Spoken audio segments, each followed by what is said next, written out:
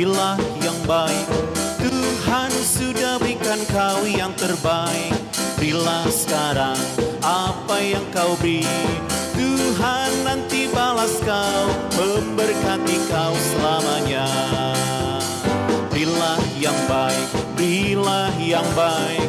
Tuhan sudah berikan kau yang terbaik. Berilah sekarang apa yang kau beri. Tuhan nanti balas kau, memberkati kau selamanya. Shalom adik-adik. Halo adik-adik, apa kabar hari ini? Yes. Ada sukacita nggak Kak Evi? Pasti dong, luar biasa. Ya, Kak Sari juga berharap di rumah adik masing-masing diliputi oleh sukacita, sama seperti kita berdua nih. Iya, kita ketemu lagi ya Kasar. Iya. Sebelum kita mulai ibadah kita mau berdoa dulu, dipimpin oleh Kak Evi. Oke, ya. Mari kita satu dalam doa. Tuhan Yesus, terima kasih untuk hari Minggu yang indah ini di tanggal 12 Juli 2020. Tuhan pertemukan kami kembali dalam kelas Horong Musa. Tuhan, kami mau mendengarkan firman Tuhan.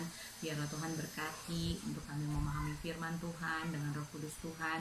Biarlah apa yang akan Kak Sari ceritakan hari ini bisa kami pahami dengan baik. Berkatilah kami satu persatu ya Bapa. Di dalam nama Yesus kami berdoa dan mengucap syukur. Amin. Amin. Yuk, kita ambil Alkitabnya. Kita buka dari Amos. Amos 5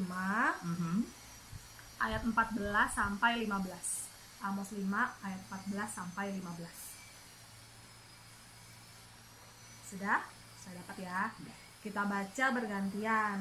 Kak Sari yang ayat 14, adik-adik dan Kak Evi ayat 15. 15. Kita baca bersama. Hidup dan mati, carilah yang baik dan jangan yang jahat, supaya kamu hidup. Dengan demikian Tuhan Allah semesta alam akan menyertai kamu seperti yang kamu katakan. Bencilah yang jahat dan cintailah yang baik, dan tegakkanlah keadilan di pintu gerbang. Mungkin Tuhan Allah semesta alam akan mengasihani sisa-sisa keturunan Yusuf. Ya, amin. Amin. Jadi, ayat kita hari ini bercerita tentang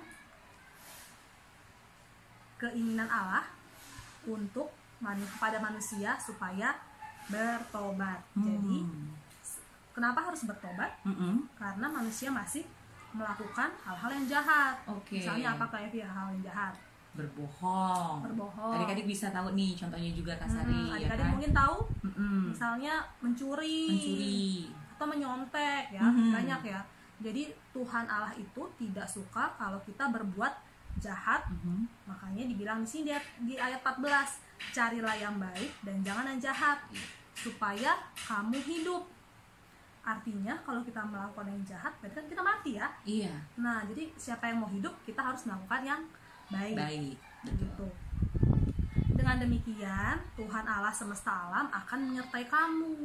Dibilang gitu, seperti yang kamu katakan. Kalau mau Tuhan sertai, kita harus berbuat baik dong Berbuat ya, baik. Kak Sari ya. Oke. Nah, udah kita hidup, kita disertai oleh Allah. Terus ayat 15, bencilah yang jahat dan cintailah yang baik. Ini sama nih, sama yang ayat sebelumnya, untuk menjauhi yang jahat dan kita mencintai yang baik. Terus tegakkan pintu gerbang, tegakkanlah keadilan di pintu gerbang. Mungkin Tuhan semesta alam akan mengasihani sisa-sisa keturunan Yusuf. Nah, ini sama juga, kita harus membuat Allah sukacita. Misalnya yang membuat Allah sukacita apa sih? Berbuat kebaikan, apa sih tadi Kak Evi?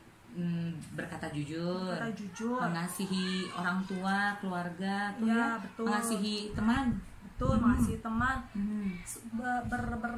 berlaku sopan sama orang yang lebih tua, hormat sama guru misalnya. Nah, itu adalah hal-hal yang Tuhan sukai. Lebih baik tidak melakukan yang jahat karena itu tidak disukai Allah. Gitu. Dan di sini juga dibilang untuk menegakkan keadilan. Misalnya nih ya, adik-adik mungkin melihat sesuatu yang tidak adil di sekitar kita. Misalnya ada orang lemah, udah lemah diejek lagi, misalnya gitu kan. Atau ada seorang difitnah, dijelek-jelekin, gitu kan. Ada ketidakadilan, adik-adik akan berpikir, oh saya sebagai anak Tuhan, saya apakah harus diam? Apakah saya harus mengatakan kebenaran? Nah, pilihannya di tangan adik-adik. Kalau adik-adik memang sudah mengenal Tuhan, sebaiknya kita harus mengatakan kebenaran. Kita harus menegakkan keadilan seperti yang disebutkan di dalam Alkitab, gitu. Dan Tuhan semesta alam akan mengasihani sisa keturunan Yusuf. Mungkin adik-adik ingat nih cerita tentang Yusuf. Kalau dia adalah anak-anaknya siapa, Kak Evi? Anaknya Yakub.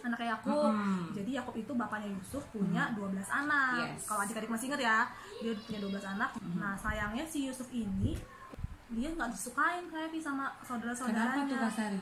Karena dia terlalu disayang sama orang tuanya, Jadi kakaknya cemburu. Kenapa sih dia kok disayang banget? Akhirnya timbullah rasa iri, sebel, benci gitu, yang tadi nggak disukain sama Tuhan padahal. Akhirnya ya udah si Yusuf dijahatin lah sama 11 kakaknya, dibawa dan dijual ya. Dijual dia ke Mesir. Nah, di Mesir itu, tapi ternyata untuk Tuhan dijadikan budak loh itu. Tapi ternyata Tuhan baik sama Yusuf ya. Akhirnya sedemikian rupa, kisahnya panjang nih. Dijual ke Potifar tuh. Segala macem kerajaan. Dia jadi penafsir mimpinya Raja Firaun. Sampai akhirnya dia diangkat lah jadi seorang pejabat di kerajaan Mesir tersebut.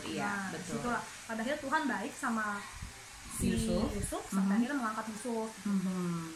Tapi ternyata pada akhirnya kalau kita baca sebelum perikop kita itu, keturunan Yusuf juga melakukan dosa ternyata. Tuhan nggak suka. Yang pada akhirnya Tuhan juga mau menghukum keturunan Yusuf. Yaitu Israel kan. Nah, ya udah, jadinya kalau mau selamat, terbebas dari hukuman Allah, dibilang di ayat perikop kita tadi, untuk berbuat baik dan tidak berbuat jahat. Untuk membenci yang jahat dan cinta yang baik dan menegakkan keadilan. Gitu. Jadi kita harus dari ayat Alkitab ini kita belajar apa adik-adik? Untuk selalu menyenangkan hati Allah, Tuhan dengan cara berbuat yang baik dan menjauhi kejahatan.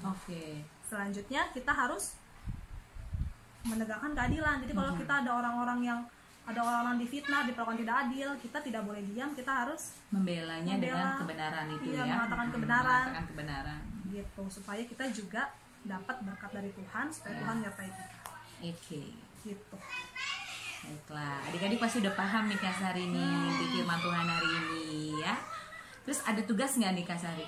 Mereka pasti menantikan tugas loh. Setiap minggu tuh nungguin aja. Tugasnya apa ya? Apa yo? Kira-kira Kak Sari mau kalian bikin video, bikin satu aja perbuatan baik ya, jangan perbuatan yang jahat, perbuatan baik yang bisa kalian lakukan di rumah.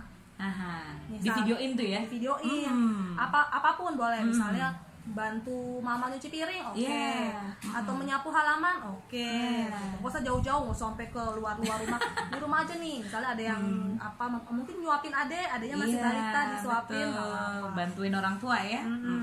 Tapi lakukan dengan tulus ya Kak Evi, jangan demi konten. Jangan karena mau di videoin ya. Tapi benar-benar kalian tulus dari hati, mau membantu orang tua atau mau berbuat kebaikan, gitu. Oke, good.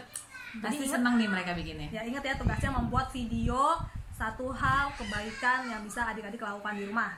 Tulus dari hati, bukan karena konten. Oke. Yaudah, apalagi Kak Evi? Udah. Ini ya, kita mau kita nggak bosan nih untuk mengingatkan tentang protokol kesehatan. Apa tuh Kak Sari? Kita punya banyak peralatan selama pandemi. Yang pertama, masker. Ini nggak boleh lupa. Pakai lagi maskernya. Pakai maskernya kalau di luar, lagi ngobrol, dimanapun, kalau kita di luar kita pakai. Begitu nyampe rumah kita buka, segera cuci. Walaupun cuma ke warung ya? Iya, walaupun cuma ke warung, main sama teman tuh di luar, pakai apa lagi Kak Evi? Kacamata, lindungin mata Kak Sari. Karena virus bisa juga masuk melalui mata. Betul. Terus begitu nyampe di rumah, cuci tangan, atau kalau nggak ada kita pakai hand sanitizer boleh. Gitu, supaya kesehatan kita terjaga, orang-orang di sekitar kita juga terjaga. Sehat. Betul ya. Oke. Kita berdoa dulu Kak Sari. Berdoa ya. Kita tutup dengan doa. Sudah siap berdoa?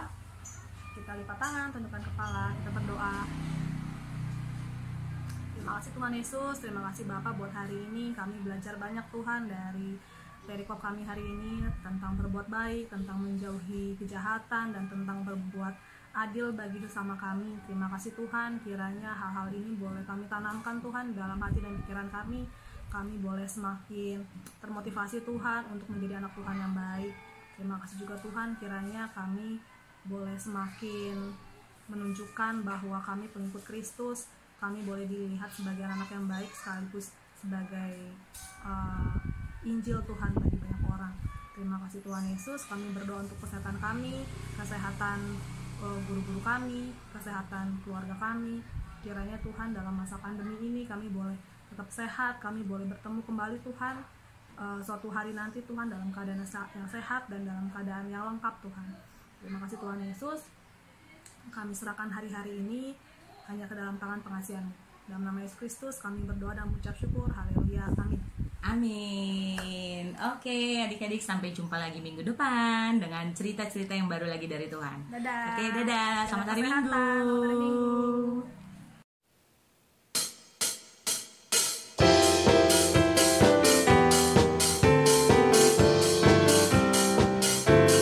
Berilah yang baik, berilah yang baik. Tuhan sudah berikan kau yang terbaik. Berilah sekarang apa yang kau beri. Tuhan nanti balas kau, memberkati kau selamanya. Berilah yang baik, berilah yang baik. Tuhan sudah berikan kau yang terbaik. Berilah sekarang apa yang kau beri. Tuhan nanti balas kau, memberkati kau selamanya.